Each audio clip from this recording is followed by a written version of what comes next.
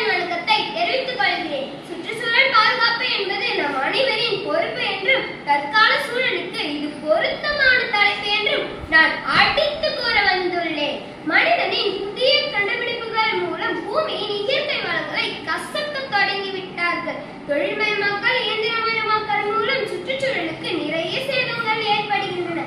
இப்பொழுது சுற்றுச்சூழலை வெறும் வளமாக கருதி சுரண்டுகிறார்கள். இந்த எண்ணத்தை நாம் மாற்ற வேண்டும். இல்லையெனில் இயற்கை தனது உக்கிரமுகத்தை காட்டிவிடும். வயநாடு, சிக்கிம், திரிபுரா போன்ற இடங்கள் வெள்ளத்தால்